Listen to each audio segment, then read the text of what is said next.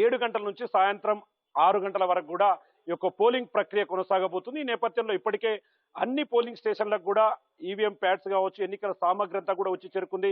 Present మనం మహబూబ్ నగర్ లో ఉన్నటువంటి ఒక పోలింగ్ స్టేషన్ దగ్గర ఉన్నాము. ఓవరాల్ గా ఉమ్మడి పాలమూరు జిల్లాకు సంబంధించినటువంటి 2 పార్లమెంట్ సెగ్మెంట్లు, ఒకటి నాగర్ కర్నూల్, మరొకటి మహబూబ్ నగర్. ఈ మహబూబ్ నగర్ పార్లమెంట్ కు సంబంధించి మొత్తంగా కూడా దాదాపు 31 మంది అభ్యర్థులు బరిలో ఉన్నారు.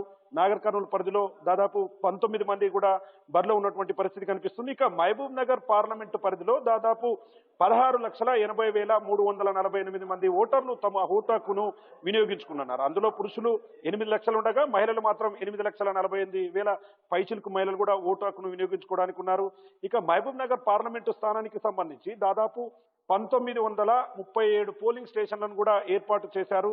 ముఖ్యంగా నాగర్ కర్నూలు పార్లమెంటుకు సంబంధించి 17,34,000 మంది ఓటర్లు తమ ఓటు హక్కును వినియోగించుకొని ఉండగా ఇక్కడ మాత్రం 1944 పోలింగ్ స్టేషన్లను కూడా ఏర్పాటు చేసినటువంటి పరిస్థితి కనిపిస్తుంది. ఇప్పటికే ఇక్కడ మాక్ పోల్ కూడా కంప్లీట్ చేశారు పోలింగ్ సిబ్బంది. ఎందుకంటే మాక్ పోల్ బేస్డ్ గానే పోలింగ్ ప్రక్రియ ప్రారంభం కాబోతుంది. మేజర్ గా ఉదయం 5:30 గంటల నుంచి 6 గంటల వరకు కూడా ఈ యొక్క మాక్ పోల్ ప్రక్రియను అయితే ఇప్పటికైతే ఎన్నికల సిబ్బంది కంప్లీట్ చేశారు. మనం విజువల్స్ లో చూస్తున్నట్టుగా ఇప్పటికే మాక్ పోల్ కు సంబంధించినటువంటి ఏజెంట్లు కూడా ఇక్కడికి రావడం జరిగింది. ఎక్కడైతే ఈవీఎం ప్యాడ్స్ ఉన్నాయో ఈవీఎం ప్యాడ్స్ లో ఒక్కొక్క పార్టీకి సంబంధించి 5 నుంచి 6 ఓట్ల దాకా కూడా వాళ్ళు అక్కడ నమోదు చేసుకునేందుకు అవకాశం ఉంటుంది. మొత్తం 50 ఓట్లు నమోదు అయిన తర్వాత దాన్ని కంట్రోల్ పాయింట్ యూనిట్ దగ్గర కూడా దాన్ని పూర్తిగా లెక్కిస్తారు. అప్పుడు అక్కడ వేసిన ఓట్లకు ఇక్కడ వచ్చిన సంఖ్యకు కరెక్ట్ గా ఉందా లేదని చెప్పి కూడా ఎన్నికల సిబ్బంది క్రాస్ చెక్ చేసుకుంటారు. ఆ తర్వాత పోలింగ్ ను పూర్తి స్థాయిలో సజావుగా ముందుకు తీసుకెళ్లేందుకైతే ముందుకు వెళ్తున్నటువంటి పరిస్థితి కనిపిస్తుంది. ఇక ఉమ్మడి పాలమూరు జిల్లాకు సంబంధించి 2019 ఎన్నికల్లో ఇప్పటికే 63% మాత్రమే ఈ యొక్క ఓటర్లు తమ ఓటు హక్కును వినియోగించుకున్నారు. కాబట్టి ఈసారి ఈ పార్లమెంట్ ఎన్నికల్లో పూర్తి స్థాయిలో దీన్ని సక్సెస్ చేసి ఓటింగ్ శాతం పెంచేందుకైతే అధికారులు ముందుకు వెళ్తున్నటువంటి పరిస్థితి ఉమ్మడి పాలమూరు జిల్లాలో కనిపిస్తుంది. Mahabubnagar parliament assembly segment లో 31 మంది, నాగర్ కర్నూలు సెగ్మెంట్ లో కూడా అన్ని ప్రధాన పార్టీలతో పాటు స్వతంత్ర అభ్యర్థులు కూడా బరిలో ఉన్నటువంటి పరిస్థితి కనిపిస్తుంది. ముఖ్యంగా ఈ ఉమ్మడి పాలమూరు జిల్లాకు సంబంధించి ఈ పోలింగ్ స్టేషన్ లో వెబ్ కాస్టింగ్ కావచ్చు, పోలీసు బందోబస్తు ప్రొటెక్షన్ తో పాటు అన్ని ఏర్పాట్లను కూడా దగ్గరుండి చూస్తున్నారు అధికారులు. ఇక్కడ నోడల్ అధికారి కావచ్చు, అదేవిధంగా ఎన్నికల రిటర్నింగ్ అధికారి ఉన్నటువంటి స్థానిక జిల్లా కలెక్టర్ కూడా పూర్తి స్థాయిలో దీని మీద ముందుకు వెళ్తున్నటువంటి పరిస్థితి కనిపిస్తుంది. మనం ఇక్కడ ఈ పోలింగ్ స్టేషన్ గమనించినట్లయితే ఓవరాల్ గా ఆఫీసర్కి సంబంధించినటువంటి వ్యవస్థ అంతా కూడా ఇక్కడ పొందుపరిచారు. మనం విజువల్స్ లో చూపించినట్లుగా కెమెరాలను కూడా, సీసీ కెమెరాలను కూడా ఖచ్చితంగా ఒక్కో రూమ్ లో దాదాపు 2 సీసీ కెమెరాలను అమర్చారు. ఎక్కడ కూడా ఎలాంటి అవాంఛనీయ సంఘటనలు జరగకుండా పోలీసు బందోబస్తు అయితే పూర్తి స్థాయిలో ఏర్పాటు చేసినటువంటి పరిస్థితి కనిపిస్తుంది. ఇక్కడ పోలింగ్ స్టేషన్ కు ముందు భాగంలో కూడా చూసాం, ఎవరిని కూడా ఐడి కార్డు లేకుంటే లోపలికి మాత్రం పోలీసులు అలో చేయరు. ఎందుకంటే ఈసీకి సంబంధించి పూర్తి స్థాయిలో ఒక పటిష్టమైనటువంటి నిర్ణయాలతో ముందరకు వెళ్తుంది కాబట్టి ఇది క్లియర్ కట్ గా ముందరకు వెళ్లే అవకాశం అయితే కనిపిస్తుంది. ఏదేమైనప్పటికీ సాయంత్రం వరకు జరగబోయే యొక్క పోలింగ్ ప్రక్రియకైతే ప్రజలంతా కూడా మరికొద్ది సేపట్లో కూడా ఈ యొక్క పోలింగ్ కేంద్రాలకు చేరుకున్నారు. పోలింగ్ కేంద్రాల దగ్గర 144 సెక్షన్ అమల్లో ఉంటుంది. 100 మీటర్ల దూరం వరకు కూడా ఎవరిని అలో చేయని విధంగా అయితే ఇక్కడ పూర్తి స్థాయిలో పూర్తిగా బందోబస్తు నేపథ్యంలో అయితే పోలింగ్ జరగబోతున్నటువంటి పరిస్థితి ఇక్కడ కనిపిస్తుంది.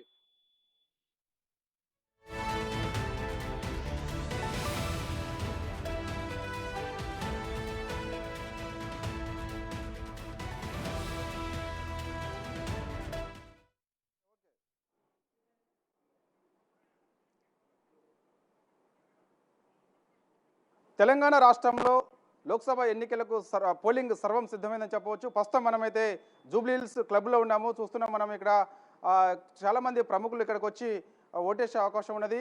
ముఖ్యంగా సీనియర్ నటుడైనటువంటి చిరంజీవి కూడా ఇక్కడే మరి కాసేపట్లో ఓటు కూడా వేయబోతున్నారు.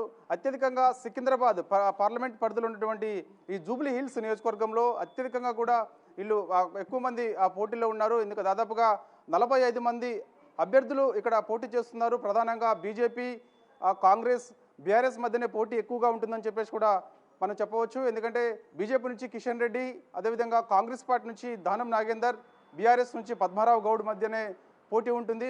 ఈసారి ఓటర్లు ఎవరికి పట్టం కడతారనేది కూడా కొంత ఆసక్తిగా మారింది. ఎందుకంటే సికింద్రాబాద్ పార్లమెంటు పరిధి ఎప్పుడు కూడా కొంత ఆసక్తిగా ఉంటుంది.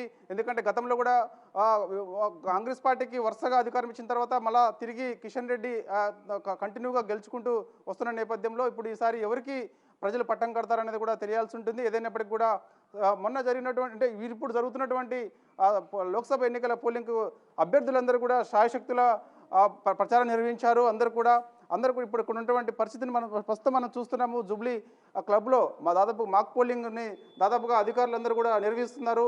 ఎవరికి కూడా ఎటువంటి ఇబ్బందులు తలెత్తకుండా ఏర్పాట్లు కూడా దాదాపుగా అధికారులు కూడా పూర్తి చేశారు. ఇక్కడ ప్రస్తుతం మనం చూస్తున్నాము జూబ్లీ క్లబ్లో మాక్ పోలింగ్ దృశ్యాలు మనం చూస్తున్నాము. ఇక్కడ వచ్చి అభ్యర్థులందరూ అంటే ఇప్పుడు ఓటర్లు ఎవరైతే ఉన్నారో వాళ్ళందరూ కూడా నేరుగా ఇక్కడికి వచ్చి వాళ్ళందరికీ క్యూ లైన్స్ కూడా ఏర్పాటు చేశారు. మేల్ ఫీమేల్గా క్యూ లైన్స్ ఏర్పాటు చేశారు ఎటువంటి ఇబ్బందులు తలెత్తకుండా.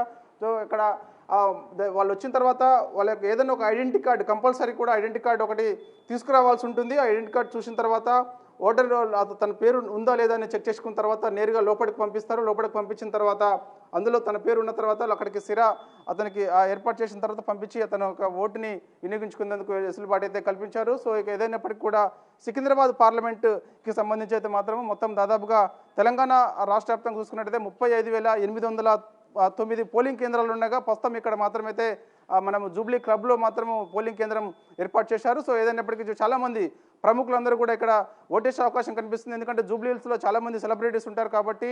అదేవిధంగా కొంతమంది ఇక్కడికి ముఖ్యంగా సినీ హీరో అయినటువంటి చిరంజీవి కూడా కాసేపట్లో ఇక్కడికి రాబోతున్నారు. ఇక్కడ తన యొక్క ఓటు హక్కును కుటుంబ సభ్యులతో పాటు తన సతీమైనటువంటి సురేఖ, అదేవిధంగా తన కుమారుడు అయినటువంటి రామ్ చరణ్, వీళ్ళందరూ కూడా తన కోడలు ఉపాసన, వీళ్ళందరూ కూడా ఇక్కడ జూబ్లీ క్లబ్లోనే ఓటు హక్కు వినియోగించుకోవాల్సిన అవకాశం కనిపిస్తుంది. సో ఏదైనప్పటికీ కూడా జూబ్లీ క్లబ్లో మాత్రమైతే దాదాపుగా పోలింగ్ సంబంధించిన అన్ని ఏర్పాట్లు అయితే దాదాపుగా పూర్తయ్యాయి. కానీ అత్యధికంగా సికింద్రాబాద్ నుంచి ఎక్కువ మంది ఆ పోటీలో ఉండడంతో కొంత ఇక్కడ ఆసక్తిగా మారిందని చెప్పవచ్చు. ఎందుకంటే ఓటర్లు ఎవరైతే ఉన్నారో తన యొక్క ఓటు తన వేసే వాళ్ళకి జాగ్రత్తగా VMSలు చూసుకోవచ్చు. దాదాపుగా ఇక్కడ ఎక్కువ మంది అభ్యర్థులు 46 మంది అభ్యర్థులు పోటీ చేస్తున్నారు కాబట్టి 2 VVMs ఏర్పాటు చేయడం జరిగింది. సో దాన్ని చూసుకున్న తర్వాత ఎవరికైతే ఓటేయాలో చాలా క్లియర్గా అందులో ఇన్స్ట్రక్షన్స్ ఉంటాయి కాబట్టి నేరుగా ఓటరు ఎలాంటి ప్రలోభాలకు లొంగకుండా నేరుగా ఓటేసే అవకాశం కూడా ఇక్కడ కల్పించారు. సో ఏదైనప్పటికీ కూడా మరి కాసేపట్లో 7 గంటలకు ఇక్కడ మనం పోలింగ్ స్టార్ట్ కాబోతుంది. సో ఇక ప్రముఖులు కూడా తక్కువ అంటే మన ఎర్లీ మార్నింగ్ వచ్చే అవకాశం కూడా ఎక్కువగా కనిపిస్తుంది. ఎందుకంటే వాళ్ళు అందరూ కూడా సెలబ్రిటీస్ కాబట్టి పబ్లిక్ ఎక్కువ గ్యాదర్ అయ్యే అవకాశం ఉన్నది కాబట్టి వాళ్ళు కూడా ఎటువంటి ఇబ్బందులు లేకుండా త్వరగా వచ్చి 7 గంటల సమయంలోనే వాళ్ళు కూడా ఓటు వేసి వెళ్ళిపోయే అవకాశం కనిపిస్తుంది. కాసేపట్లో సినీ హీరో చిరంజీవి కూడా కాసేపట్లో ఇక్కడికి వచ్చి తన ఓటు హక్కును వినియోగించుకోబోతున్నారు.